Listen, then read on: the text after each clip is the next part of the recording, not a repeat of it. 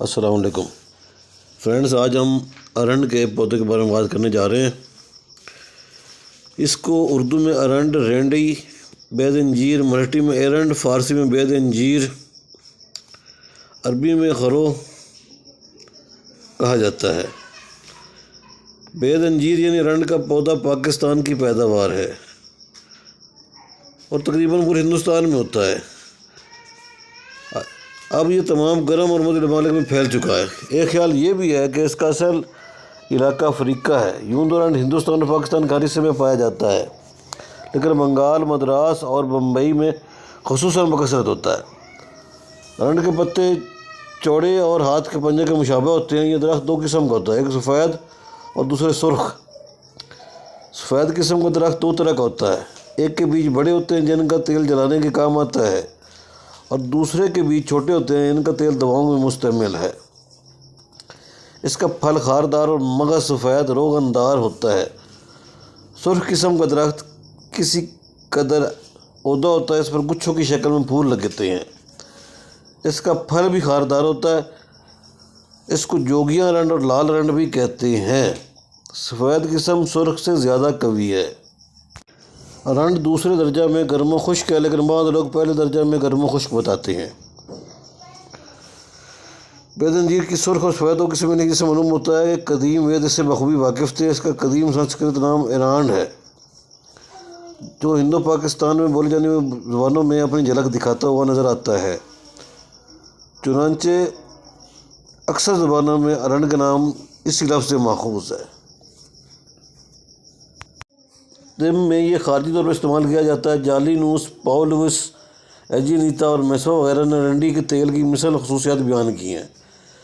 شیخ ابو علی سینا، رازی اور دوسرے عرب مصنفین نے اس میں یہ اضافہ کیا کہ یہ تیل جلدی امراض اور وجع مفاصل کے لیے بھی مفید ہے۔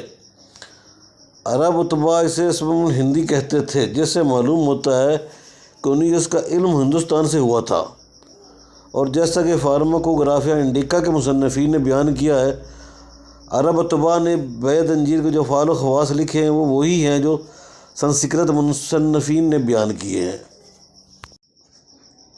مصری لوگ اس کا تیل استعمال کرتے ہیں۔ یورپ میں بید انجیر کا علم قرون وسطیٰ سے پہلے ہی ہو چکا تھا اور قرون وسطیٰ میں باقاعدہ استعمال کیا جاتا تھا۔ ارنڈ کا تخم ورموں کو تحلیل کرتا ہے اور دردوں کو تسکین دیتا ہے۔ مغز تخم بید انجیر کے کھانے سے رگوں کا تصفیہ ہوتا ہے، اعضاء میں قوت آتی ہے اور درد، سر، فالج، لکوہ اور ریشہ وغیرہ عوارض میں بہت فائدہ مند ہے۔ ارنڈ کی جڑ پانی سے گھس کر سر پر لیپ کرنے سے درد سر کو آرام ہوتا ہے۔ ارنڈ کے پتوں کو پیس کر جو کے آٹے میں ملا کر ضماد کرنے سے آنکھوں کے آس پاس کے ورموں، گلے کی گلٹیوں اور اعضاء کے ورموں کو فائدہ ہوتا ہے۔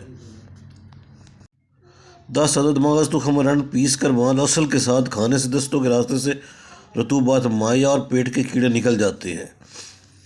کلنج کے درد کے واسطے پیٹ پر مغز تخم ارنڈ کا لیپ بہت مفید ہے۔ اس کے کھلانا بھی بہت زیادہ فائدہ دیتا ہے۔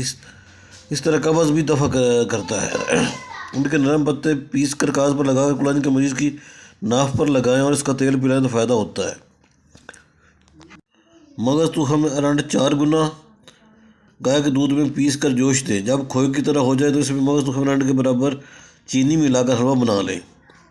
اس میں سے ہر روز تولہ 1.5 تولہ کھانے سے کلنج، فالج امراض کو بہت زیادہ فائدہ ہوتا ہے۔ ارنڈ کے پتوں کا رس بچے کی مقعد میں 2-3 بار ملنے سے پیٹ کے کیڑے نکل جاتے ہیں۔ ارنڈ کی جڑ کا رس 6 ماہ دودھ میں ملا کر پینے سے یرقان کو بہت زیادہ فائدہ ہوتا ہے۔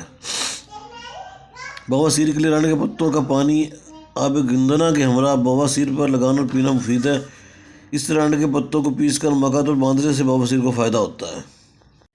ابتدائی اجزاء میں مغز تخم ارنڈ 7 ماہ روزانہ متواتر 40 دن کھانے سے بہت زیادہ نفع ہوتا ہے۔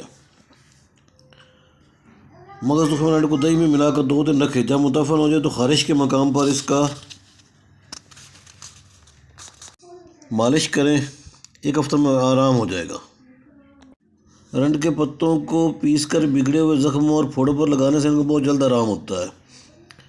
ان کے پتوں کو گرم کر کے باندھنے سے ناروا کا ورم اتر جاتا ہے۔ اس کی جڑ کو جوش دے کر پلانے سے خون صاف ہوتا ہے اور جلد و بدن کے امراض دفع ہوتی ہے۔ نشہ پیدا کرنے والے زہروں کا اثر اتارنے کے لیے اس کے پتوں کا خالص رس پلا کر قے کرانا مفید ہے۔